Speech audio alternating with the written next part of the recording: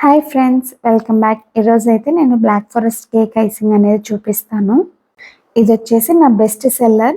చాలా అంటే చాలా టేస్టీగా ఉంటుంది బ్లాక్ ఫారెస్ట్ కేక్ అనేది. నాకు చాక్లెట్ కేక్ రెసిపీ కంటే నాకు బ్లాక్ ఫారెస్ట్ కేక్ అనేది చాలా ఇష్టం. నేను చాక్లెట్ కేక్ స్పాంజ్ అనేది ఆల్రెడీ షేర్ చేసి ఉంటాను ఆర్ షేర్ చేస్తాను. నాకు 1.5 kg black forest cake order అనేది వచ్చింది యూనికార్న్ థీమ్లో. 1.5 kg హైట్ కావాలన్నారు. సో నేను అందుకు 2 టిన్నులలో చేశాను. నేను యూజ్ చేసిన టిన్స్ వచ్చేసి 8 ఇంచెస్ టిన్. మనకి హైట్ రావాలంటే 8 ఇంచెస్ టిన్ అయితేనే హైట్ వస్తుంది. మామూలుగా అయితే 9 ఇంచెస్ టిన్లో చేస్తాము, కానీ హైట్ కాబట్టి మనం 8 ఇంచెస్లో చేసాము. ఇక్కడ నేను ఈచ్ కేక్ని 3 లేయర్స్గా కట్ చేసి పెట్టుకున్నాను. పక్కన కావాల్సినంత విప్పింగ్ క్రీమ్ పక్కన పెట్టేసుకొని మనము ఐసింగ్ స్టార్ట్ చేస్తున్నాను. ఇక్కడ షుగర్ సిరప్తో కోట్ చేస్తున్నాను. షుగర్ సిరప్ అనేది ఎలా చేయాలో నేను ముందు వీడియోస్లో కూడా షేర్ చేశాను, మళ్ళీ షేర్ చేస్తున్నాను. 1:2 రేషియోలో. ఎగ్జాంపుల్గా 1 కప్ షుగర్ పౌడర్ అయితే మనము 2 cups ఆఫ్ వాటర్ తీసుకోవాలి. 1/2 kg కింద 1 kg కింద షుగర్ సిరప్ అని అయితే చెప్పలేము, ఎందుకంటే కేక్ స్పాంజీగా వస్తే ఎక్కువ పడుతుంది, కేక్ స్పాంజీగా రాకపోతే తక్కువ షుగర్ సిరప్ పడుతుంది. అది చూసుకొని వేసుకోవాలి, మరి ఎక్కువైతే వేసుకోవద్దండి. ఎప్పుడు చెప్పిన విధంగానే లాస్ట్ లేయర్లో అయితే కొంచెమే వేసుకోండి షుగర్ సిరప్ అనేది. హైటెడ్ కేక్స్కి అయితే అసలుకే తగ్గించండి లాస్ట్ దాంట్లో, ఎందుకంటే పైన అంతా వెయిట్ ఉంటుంది, అదంతా లాస్ట్ దాని మీద పడితే వాటర్ అనేది సిరప్ అనేది బయటకు వచ్చేస్తుంది లాస్ట్ లేయర్లో నుండి. ఇక్కడ నేను కేక్ అనేది కొంచెం సైడ్కి పెట్టాను, దాన్ని అడ్జస్ట్ చేద్దాం అనుకున్నా కానీ అడ్జస్ట్ అయితే అవ్వలేదు, ఇంకా అందుకే వదిలిపెట్టేసాను. అలాగే మనం బేస్ పెట్టుకునేటప్పుడే కరెక్ట్గా చూసుకొని పెట్టుకోవాలి. ఒకసారి పెట్టిన తర్వాత అడ్జస్ట్ చేయాలంటే కొంచెం కష్టం అవుతుంది, ఎందుకంటే లాస్ట్ లేయర్ కింద మనం కొంచెం విప్పింగ్ క్రీమ్ అనేది అప్లై చేసుకుంటాము, సో దట్ అది కదలకుండా ఉండటానికి. ఇంకా విప్పింగ్ క్రీమ్ అప్లై చేసిన తర్వాత అది తీయాలంటే కేక్ అనేది రావడానికి కష్టం అవుతుంది, అందుకు ఇంకా వదిలిపెట్టేసా. తర్వాత ఇంకా విప్పింగ్ క్రీమ్తో ఐసింగ్ అనేది స్టార్ట్ చేశాను. మీకు కావాల్సినంత విప్పింగ్ క్రీమ్ వేసుకొని ఐసింగ్ చేసుకోండి. ఎక్కువ విప్పింగ్ క్రీమ్ అయితే పెట్టకండి ఫిల్లింగ్లో, ఎందుకంటే కేక్ లేయర్ అనేది ఎంత సైజ్ ఉందో దానికంటే ఎక్కువ అసలు పెట్టుకోవద్దు. 1 inch కేక్ లేయర్ అయితే 1/2 inch విప్పింగ్ క్రీమ్ పెట్టుకోవడానికి ట్రై చేయండి, అప్పుడే టేస్ట్ అనేది బాగుంటుంది. అలాగే విప్పింగ్ క్రీమ్ అనేది తక్కువ ఉందంటే ఈచ్ లేయర్లో మనకి తగలాలి క్రీమ్ అనేది కూడా, కొంచెం టేస్ట్ అప్పుడే మనకు తెలుస్తుంది. ఇక్కడ నేను స్ట్రాబెర్రీ క్రష్ వేసుకుంటున్నాను. నార్మల్గా అయితే చెర్రీ సిరప్ కూడా వేసుకుంటారు, నాకు ఎందుకో చెర్రీ సిరప్ కంటే ఇదే బాగా నచ్చుతుంది టేస్ట్, అందుకే నేను ఇదే ప్రిఫర్ చేస్తాను. కస్టమర్స్ కూడా చాలా మందికి ఇదే నచ్చుతుంది. నేను అడుగుతాను ఒక్కొక్కసారి, ఎవరికి ఏదైనా కావాలి అంటే స్పెషల్గా రిక్వైర్మెంట్ ఉందంటే అదే వేస్తాను. క్రష్ వేసిన తర్వాత ఎప్పుడు చెప్పేలాగానే మరీ ఎక్కువ టైట్గా పట్టుకొని మాత్రం అనకూడదు, స్లైట్గా లూజ్గా వదిలి మనము సైడ్కి అనుకుంటూ క్రష్ని అయితే స్ప్రెడ్ చేసుకోవాలి నీట్గా. నేనైతే ఈ క్రష్ ఈచ్ బైట్లో కూడా రావాలి అనేసి అనుకుంటాను, అప్పుడే కదా మనకు టేస్ట్ అనేది తెలుస్తుంది, కస్టమర్ కూడా మంచిగా సాటిస్ఫై అవుతారు. ఇక్కడ నేను లేయర్స్ ఎలా వేస్తానంటే చూడండి, బటర్ స్కాచ్కి ఫస్ట్ బేస్ అనేది ఉంటుంది, దానిపైన విప్పింగ్ క్రీమ్, దానిపైన butter scotch crush or cherry crush ఏదైనా, దానిపైన ఇంకా చాకో చిప్స్ వేస్తాను. చాకో చిప్స్ అయితే ఖచ్చితంగా వేస్తాను బ్లాక్ ఫారెస్ట్కి అయితే. ఇక్కడ నేను చాకో చిప్స్ కూడా తక్కువ వేయట్లేదు, ఈచ్ బైట్లో మనకి రావాలి అని చెప్పి నేను ఖచ్చితంగా ఎక్కువే వేస్తాను, తక్కువ అయితే వేయను. ఇంకా ఇది ప్రాసెస్ 1 by 1 అలా సెట్ చేసుకోవాలి, లేయర్ బై లేయర్. అలా నేను 6 layers సెట్ చేసుకున్నాను. ఇంకా ఇది 5th లేయర్ కూడా అయిపోయింది. బటర్ స్కాచ్ క్రష్ వేసి దాని మీద చాకో చిప్స్ వేసాను.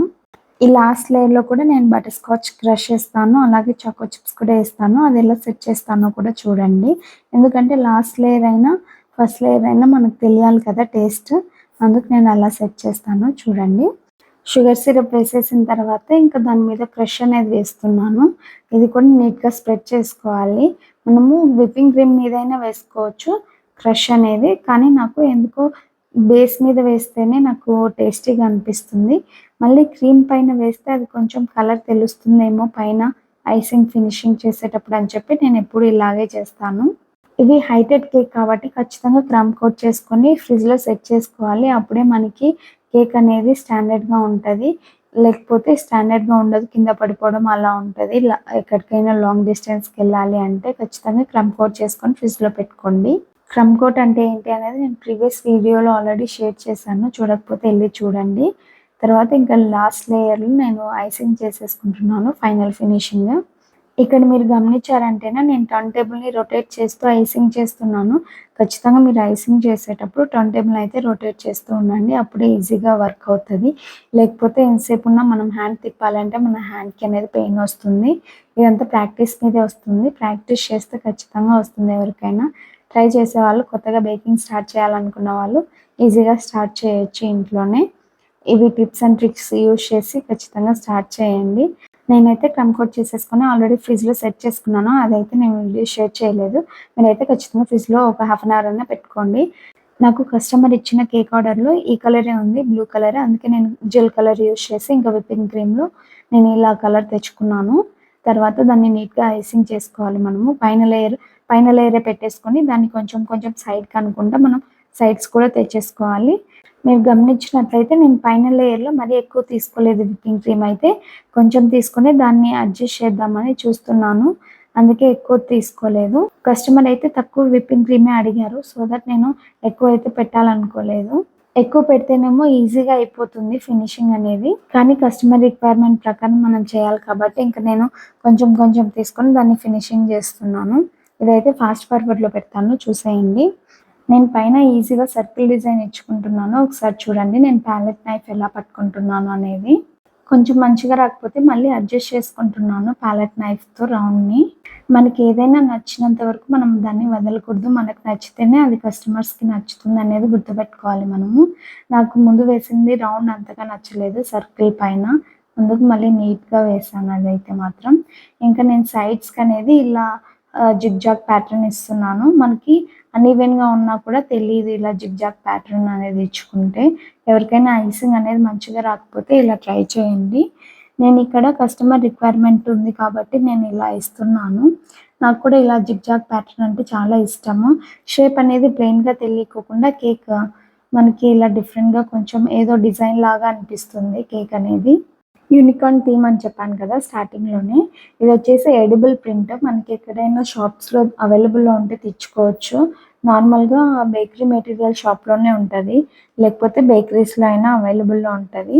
మనం షాప్‌కి వెళ్ళి అక్కడ మనం ఈ డిజైన్ కావాలి అని వాళ్ళకి ఫోటో షేర్ చేశామంటేనా ఏ సైజ్ కావాలి అని అడుగుతారు. కేక్ సైజ్ ఎంత అని. మనం ఆ సైజ్ చెప్తే వాళ్ళు ఆ సర్కిల్‌ని ఆ సైజ్‌లో చేస్తారు. మనకు కావాల్సిన డిజైన్ ఇచ్చుకొని ఇంకా తెచ్చి మనం అలా సెపరేట్‌గా ఒక స్టిక్కర్ లాగా ఉంటది. దానికి స్టిక్కర్ తీసేసి పైనది మాత్రమే ఇలా స్టిక్ చేసేసుకోవచ్చు కేక్ మీద. ఇంకా పెట్టిన తర్వాత అలా హ్యాండ్‌తో సైడ్స్‌కంతా ప్రెస్ చేశామంటేనే కేక్‌కి నీట్‌గా అతుక్కుంటది. మన కేక్ సైజ్ ఒక హాఫ్ ఇంచ్ తక్కువ చెప్పుకున్నా ఇబ్బంది లేదు. ఎక్కువ చెప్పుకుంటే కష్టమైతది. మళ్ళీ ఫినిషింగ్ అప్పుడు చాలా గలీజ్‌గా అనిపిస్తుంది. ఇక్కడ చూసారంటేనే నాకు కొంచెం తక్కువగా ఉంది. నేను దాన్ని ఎలా కవర్ చేస్తాను అనేది కూడా చూడండి లాస్ట్ దాకా సైడ్స్‌కి. నాకిక్కడ కస్టమరు వేరే యూనికార్న్ ఇచ్చారు. కానీ నాకది ఎక్కడ దొరకలేదు ఆ ఇమేజ్ అనేది. సో, నేను ఒక 4, 5 ఇమేజెస్ తీసుకొని అవి నేను కస్టమర్‌కి షేర్ చేస్తే దాంట్లో ఇది సెలెక్ట్ చేసుకున్నారు. ఇది కూడా చాలా బావుంది కస్టమర్ షేర్ చేసిన దానికంటే. మనకి ఇమేజ్‌లో కలర్ తక్కువున్నా మనం ప్రింటౌట్ తీపిచ్చేటప్పుడు కొంచెం కలర్ అనేది ఎన్హాన్స్ చేసుకోవచ్చు. నాకు షీట్‌లో కొంచెం ప్లేస్ అనేది ఎక్కువ ఉండింది. సో, నేను ఇలా ఈ షికాని పేరు రాపిచ్చేసి 9థ్ బర్త్‌డే అని ప్రింటౌట్ తీపిచ్చాను. ఇది హోమ్ బేకర్స్ కాబట్టి చేయిచ్చాం మనము. అదే షాప్‌లో వాళ్ళైతే మనకెందుకులే అని వదిలేసేవాళ్ళు. మనం ది బెస్ట్ ఎంత ఇవ్వాలో అంత ఇవ్వటానికి ట్రై చేస్తాము హోమ్ బేకర్స్. ఇక్కడ చూస్తే నేను ఇషిక పైన స్టిక్ చేద్దాం అనుకున్నాను యూనికార్న్ కింద. బట్ నాకెందుకో పైన నచ్చలేదు. అందుకు మళ్ళీ కిందకి షిఫ్ట్ చేశాను. కిందకి షిఫ్ట్ చేసిన తర్వాత చాలా బాగా అనిపిచ్చింది. పైన స్టిక్ చేసేసి కింద మై బర్త్‌డే అని స్టిక్ చేద్దాం అనుకున్నా. ఇలా ఉంది స్టిక్ చేసిన తర్వాత. తర్వాత దాని పైన నాకెందుకో ప్లెయిన్‌గా అనిపిచ్చింది మై 9థ్ బర్త్‌డే పైన. అందుకు మళ్ళీ ఆ ఇషిక తీసి దాని పైన స్టిక్ చేశాను. ఇక్కడ చూస్తే నేను ఆల్రెడీ స్టిక్ చేసిన తర్వాత మళ్ళీ దాని లోపలికి స్టిక్ చేయాలని చెప్పి దాన్ని మై బర్త్‌డే దాన్ని రిమూవ్ చేస్తున్నాను స్లోగా. మీరు మాత్రం ఇలా చేయకండి. ఎందుకంటే ఒకసారి స్టిక్ చేసిన తర్వాత కేక్ అనేది డ్యామేజ్ అయిపోతుంది. ఇక్కడ కొంచెమే కాబట్టి నేను సరే అని ధైర్యం చేసి చేశానిక్కడ. ఎలాగోలా పెట్టేసాను ఇంకా ఇషిక అని. మనం ఎప్పుడైనా ఎడిబుల్ స్టిక్కర్ యూజ్ చేస్తే దానిపైన గ్లేజింగ్ జెల్ యూజ్ చేయాలి. Neutral gel. అప్పుడే మనం కేక్ ఫ్రిడ్జ్‌లో పెట్టినా అదనేది క్రాక్స్ రావు స్టిక్కర్ మీద. మీరు ఒకవేళ అప్పటికప్పుడు కేక్ కట్ చేయాలనుకుంటే కేక్ కట్ చేయొచ్చు ఈజీగా. కానీ ఫ్రిడ్జ్‌లో పెట్టాలి, నెక్స్ట్ డే కట్ చేయాలి అట్లా ఏదైనా సెలబ్రేషన్స్ ఉంటే దాని మీద న్యూట్రల్ జెల్ అనేది ఖచ్చితంగా అప్లై చేసుకోండి. ఆ న్యూట్రల్ జెల్ ఏం చేస్తదంటే దాని మీద క్రాక్స్ రాకుండా కూలింగ్ తగ్గిస్తుంది. ఎందుకంటే అది ఎడిబుల్ స్టిక్కర్ అనేది టోటల్లీ షుగర్‌తో చేసుంటారు. అప్పుడు క్రాక్స్ వస్తాయి. మీరు న్యూట్రల్ జెల్ వేసిన తర్వాత ఇలా స్లోగా వైప్ చేస్తూ దాని మీదది అంతా ఎడిబుల్ స్టిక్కర్ అంతా కవర్ చేసేయాలి న్యూట్రల్ జెల్‌తో. ఎక్కడే గానీ క్రాక్స్ రాకుండా చూసుకోండి. మనం ఇంత చేసిన కష్టం అంతా ఎళ్ళిపోతుంది. వైట్ విప్పింగ్ క్రీమ్‌తో కింద ఈ ఫినిషింగ్ అనేది ఇస్తున్నాను. స్టార్ ఫినిషింగ్ అనేది. ఈ నోజిల్స్‌లో నూడ్ నోజిల్ అయితే చాలా బావుంటది. అది కొనుక్కోవడానికి ట్రై చేయండి ఎప్పుడైనా. పైన కూడా సేమ్ ఫినిషింగ్ ఇస్తున్నాను. స్టార్ ఫినిషింగే. కస్టమర్ ఇచ్చిన కేక్ డిజైన్‌లో ఇలానే ఉంది. పైన కింద సేమ్ ఫినిషింగ్ ఉంది. ఇప్పుడే అయిపోలేదు కేక్ ఫినిషింగ్. ఇంకా కొంచెం డిజైన్ పెండింగ్ అయితే ఉంది. అక్కడక్కడ ఫ్లవర్స్ వచ్చి తర్వాత మ్యూజిక్ డిజైన్ గూడా వస్తుంది. అదనేది చూపిస్తాను. కలర్స్ ఏం యూజ్ చేస్తానని. మ్యూజిక్ డిజైన్ గ్రీన్ కలర్‌లో తీసుకున్నాను. ఇంకా స్టార్స్ అంటారో, ఫ్లవర్స్ అంటారో ఏమంటారో తెలీదు. అదైతే యెల్లో కలర్‌లో తీసుకున్నాను. స్టార్సే అనుకోండి. ఇంకా అది యెల్లో కలర్‌లో తీసుకొని చిన్న చిన్నగా డాట్స్ పెడుతున్నాను. సో దట్ అది స్టార్ లాగా అనిపిస్తుంది. దానికి నాజిల్స్ ఏం లేదు. జస్ట్ ఒక పైపింగ్ బ్యాగ్‌లో మనకు కావాల్సిన కలర్‌ది విప్పింగ్ క్రీమ్ తీసుకొని చిన్నగా హోల్ పెట్టుకున్నామంటేనా డాట్స్ ఈజీగా వచ్చేస్తాయి. ఇంకా ఆల్ ఓవర్ అయితే పెట్టేసుకున్నాను స్టార్స్. ఇంకా పైన కూడా హాఫ్ డిజైన్ అనేది డాట్స్ ఇచ్చుకున్నాను వైట్ స్టార్స్ మీద. ఫైనల్ ఫినిషింగ్ అయితే ఇలా ఉంది చూసేయండి. మీకు ఈ కేక్ వీడియో మేకింగ్ గనుక నచ్చినట్లయితే please do like, share and subscribe. Like చేసి సబ్స్క్రైబ్ చేయడం మాత్రం మర్చిపోకండి. Thank you for watching. Bye.